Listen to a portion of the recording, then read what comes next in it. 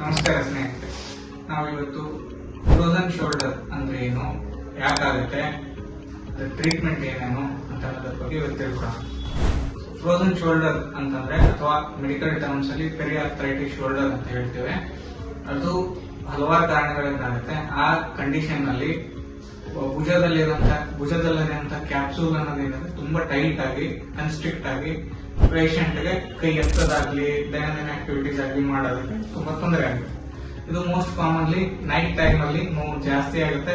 ಬೆಳಗ್ಗೆ ಎದ್ದ ತಕ್ಷಣ ಅವರು ಡೇ ಟು ಡೇ ಆಕ್ಟಿವಿಟೀಸ್ ಮಾಡೋದ್ರಲ್ಲಿ ಬಿಸಿ ಇರ್ತಾರೆ. ಸೊ ಇದಕ್ಕೆ ಕಾರಣಗಳೇನು?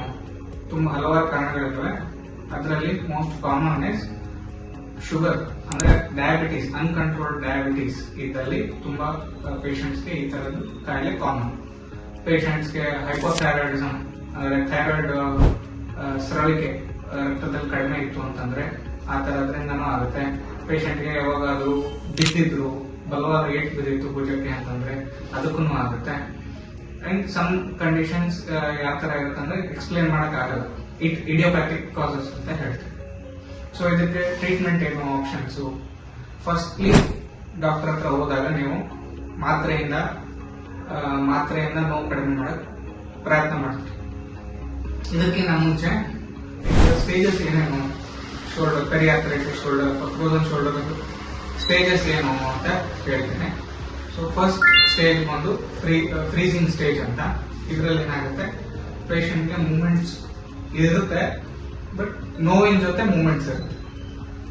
ಸೊ ಸ್ವಲ್ಪ ಮೂವ್ಮೆಂಟ್ಸ್ ಮಾಡ್ತಾ ಇರ್ತಾರೆ, ಬಟ್ ತುಂಬಾ ಮೇಲೆ ಎತ್ತದಾಗ ಕೈ ಭುಜದಲ್ಲಿ ನೋವು ಅಂತ ಹೇಳ್ತಾ ಇರ್ತಾರೆ. ಫಸ್ಟ್ ಸ್ಟೇಜ್ ಏನಿದೆ ಅದು ಆಲ್ಮೋಸ್ಟ್ ಒಂದು 4 to 5 months ಅಥವಾ 4 to 6 months ಟೈಮ್ ತಗೊಳುತ್ತೆ, ಫ್ರೀಸಿಂಗ್ ಸ್ಟೇಜ್ ಅಂತ. ನೆಕ್ಸ್ಟ್ ಬರೋಂಥದ್ದು ಫ್ರೋಜನ್ ಸ್ಟೇಜ್.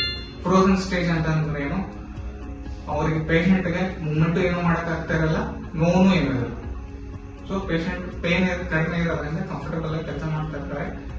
ಅನ್ಲೆಸ್ ಅವ್ರಿಗೆ ಡೇ ಟು ಡೇ ಆಕ್ಟಿವಿಟೀಸ್ ಅಲ್ಲಿ ತುಂಬಾ ಕೈ ಹತ್ತೋ ಪರಿಸ್ಥಿತಿ ಏನಾದ್ರು ಬಂತು ಅಂತಂದ್ರೆ ಅವಾಗ ಸ್ವಲ್ಪ ತೊಂದರೆ ಆಗ್ತದೆ. ನೆಕ್ಸ್ಟ್ ಥರ್ಡ್ ಈ ಫ್ರೋಜನ್ ಸ್ಟೇಜ್ ಅಂತ ಅನ್ನೋದು ಅದು ಅರೌಂಡ್ 4 to 6 months ಟೈಮ್ ತಗೊಳುತ್ತೆ. Next thawing stage. Thawing stage ಅಂತಂದ್ರೆ ಏನು, ಪೇಷಂಟ್ಗೆ ಸ್ಲೋ ಆಗಿ ಭುಜದ ಮೂವ್ಮೆಂಟ್ಸ್ ಎಲ್ಲ ಸ್ಲೋ ಆಗಿ ಬರಕ್ ಸ್ಟಾರ್ಟ್ ಆಗುತ್ತೆ. ಆಮೇಲೆ ನೋವು ಬರ್ತಾ ಬರ್ತಾ ಬರ್ತಾ ಕಡಿಮೆ ಹಾಕೊಂಡು ಬರುತ್ತೆ. So all the 3 stages of frozen shoulder almost takes about 1.5 years time ತಗೊಳುತ್ತೆ. ನೀವೇನು ಟ್ರೀಟ್ಮೆಂಟ್ ಕೊಡದೆ ಹಂಗೆ ಬಿಟ್ರಿ ಅಂತಂದ್ರೆ this is the course.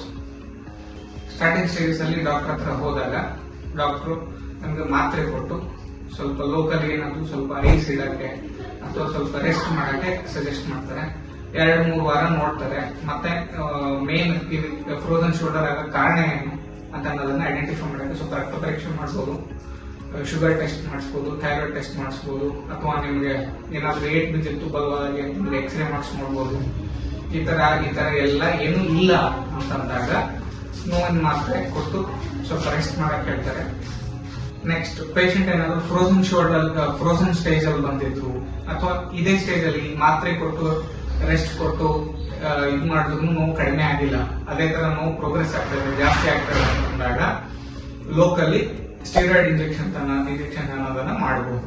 Locally joint ಒಳಗಡೆ ಸ್ಟೀರಾಯ್ಡ್ ಇಂಜೆಕ್ಷನ್ ಮಾಡಿ ಪೇಷಂಟ್ಗೆ ಇಂಪ್ರೂವ್ಮೆಂಟ್ ಆಗುತ್ತಾ ಅಂತ ಒಂದು ಆಪ್ಷನ್ ಕೊಡಬಹುದು.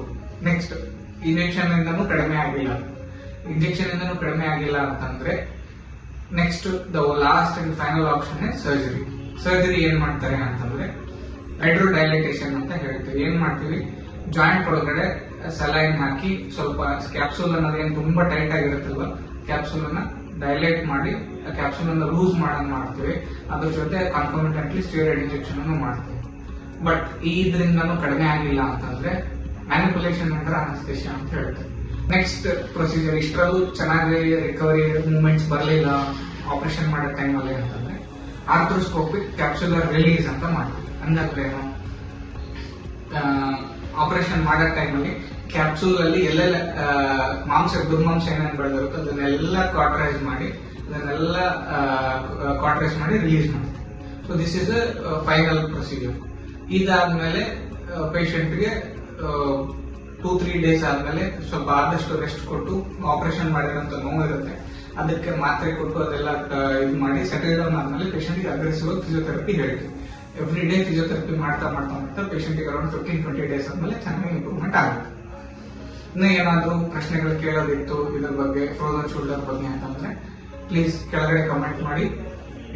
ಈ ಟಾಪಿಕ್ ಬಗ್ಗೆ ನಿಮಗೆ ಇನ್ನೊಂದಿಷ್ಟು ಮಾಹಿತಿ ಬೇಕು ಅಂತಂದ್ರೆ ಕೆಳಗಡೆ ಕ್ವಶನ್ಸ್ ಹಾಕಿ, ಅದಕ್ಕೆ answer I will be happy to answer them. And ಇನ್ನೂ ಬೇರೆ ಯಾವ್ದಾದ್ರು ಟಾಪಿಕ್ ಬಗ್ಗೆ ಮಾತಾಡಬೇಕು ಅಂತಂದ್ರೆ ನನಗೆ ಕಮೆಂಟ್ ಮಾಡಿ.